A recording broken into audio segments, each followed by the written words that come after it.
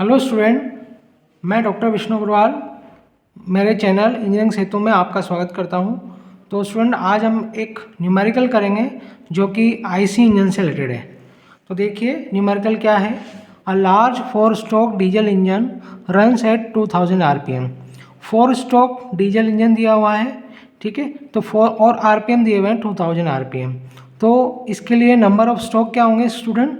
Number of stroke होता है half n/2। तो number of stroke small n हो जाएगा 1000 RPM. The engine has a displacement of 25 litre. ये वॉल्यूम दिया हुआ है आपको इंजन के सिलेंडर का 25 लीटर, जिसकी वैल्यू होगी area into length. And a brake mean effective pressure of 0.6 mega newton per metre square.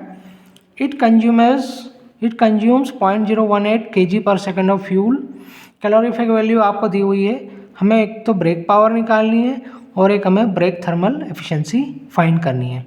So student, let's start. सबसे पहले हम गिवन क्वांटिटीज़ लिखेंगे जो कि हमें दी हुई है। तो देखिए गिवन क्वांटिटीज़ हमें क्या क्या है।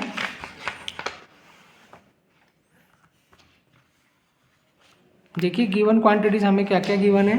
सबसे पहले हमें 4 स्ट्रोक डीजल इंजन दिया हुआ है, ठीक है। तो 4 स्ट्रोक डीजल इंजन,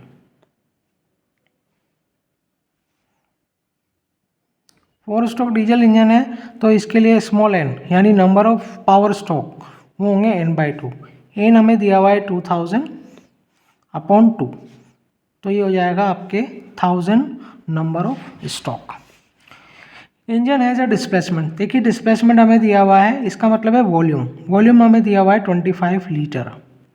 25 लीटर को हम स्टूडेंट एम केस में चेंज करेंगे यानी मीटर क्यूब में। तो 25 इंटू 10⁻³ मीटर क्यूब हो जाएगा ये। अच्छा, ये जो V है वॉल्यूम, इसको हम ऐसे भी लिखते हैं area of piston into length of stroke. तो ये हो जाएगा 25 into 10⁻³ metre cube. Next, the brake mean effective pressure. Brake mean effective pressure हमें दिया हुआ है BMEP, वो हमें गिवन है 0.6 mega newton per metre square.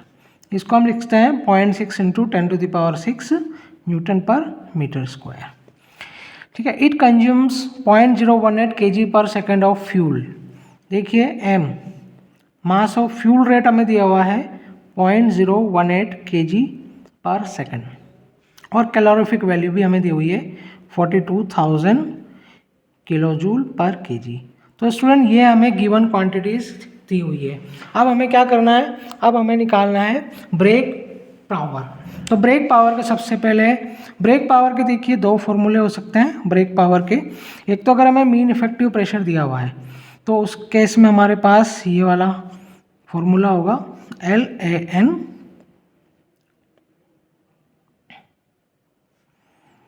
Upon 60 और यहाँ आ जाएंगे नंबर ऑफ सिलेंडर्स, ठीक है।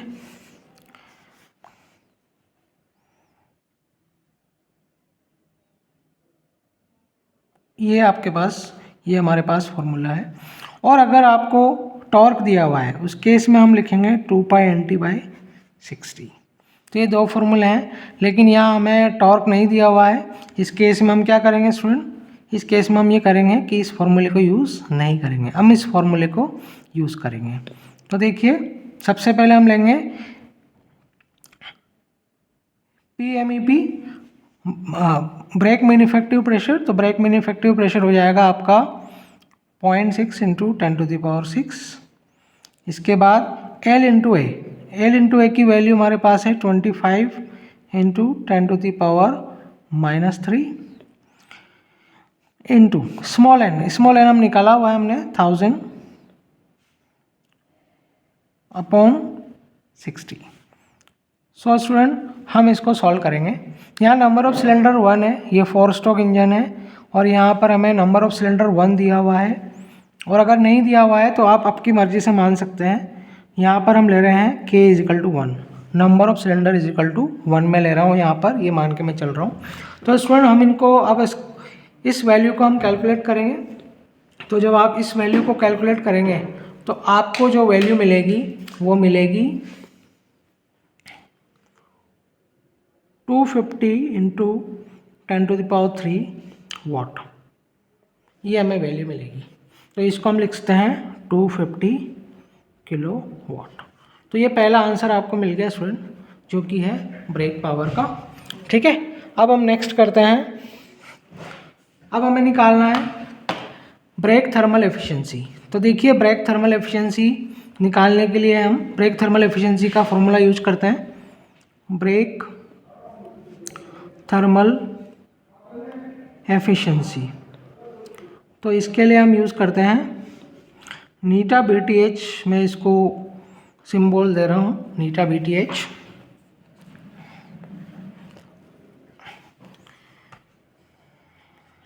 ब्रेक थर्मल एफिशिएंसी का हमारे पास फॉर्मूला है student, brake power upon fuel rate, mass of fuel into calorific value. ठीक है, तो ये फॉर्मूला हम यूज करेंगे इसके लिए।